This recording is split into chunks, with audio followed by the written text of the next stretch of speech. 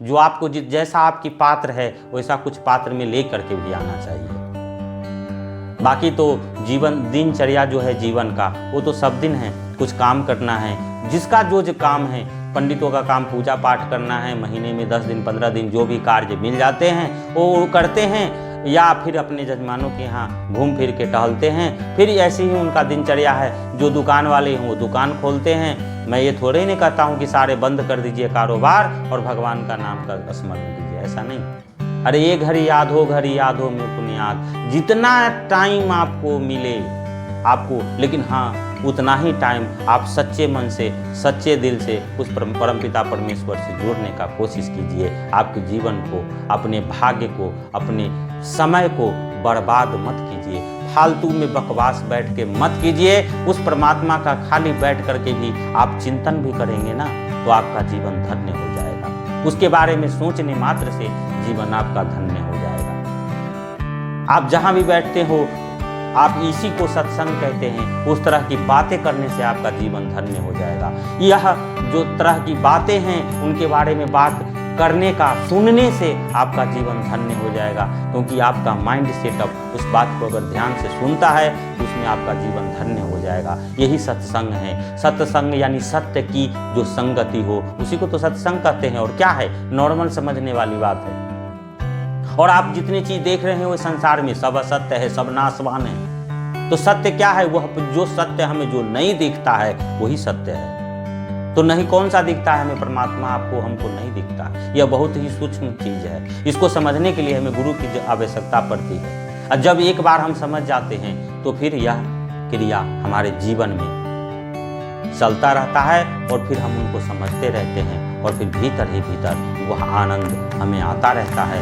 और फिर उस आनंद के हम उस आनंद की छाया में, और फिर वो जो रसपान है वह रसपान हम करते रहते हैं। और फिर अपने गुरु के चरणामृत को ध्यान करते रहते हैं कि हे गुरु महाराज, आपने मुझे ऐसी जो ज्ञान दिया, इसलिए आपको कोटि धन्यवाद और कोटि प्रणाम। और फिर सभी भारतवर्ष के जितने संत हैं उन सारे सिद्ध संतों को मैं यहीं से कोटि नमन करता हूँ, क्योंकि हमारा जो धरती है यह सिद्धों की धरती है। यह ऐसे नहीं है, यह सिर्फ भारतवर्ष नहीं है, यह सिर्फ इंडिया नहीं है, यह सिर्फ एक धरती नहीं है, यह एक यहाँ के लोगों ने इनका नाम भारत माता रखा है। आप पूरे वर्ल्ड में घूम लो, कोई देश को, धरती को माता नहीं कहा गया है। यह सिर्फ भारत में ऐसा बात है। यहाँ नदियों को भी माता कहा गया है। आप कहीं भी चले जाओ तो किसी देश में ऐसी कोई प्रथा नहीं है। लेकिन क्या है कि वो अपनी नदी तो साफ करके रखे, हम अपनी नदी देवता को भी गंदा करके रखें।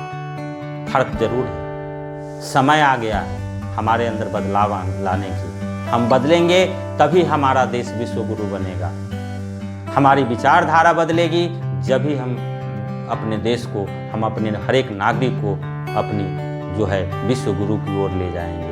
एक ऐसा समय था पूरी संसार के लोग हमारे इस हिंदुस्तान में, यानी कि हमारे भारतवर्ष में विद्या लेने के लिए आया करता था। आज हमारे भारतवर्ष के लोग पढ़ के या तो पढ़ के विदेश जा रहे हैं या पढ़ाई करने विदेश जा रहे हैं।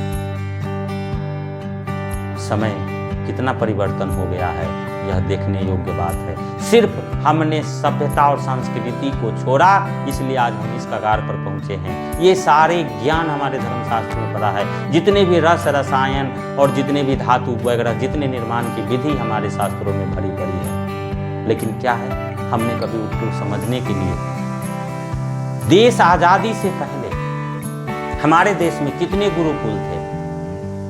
आज बताओ आप कितने गुरुकुल रह गए? जिस विद्या को ही समाप्त कर दी,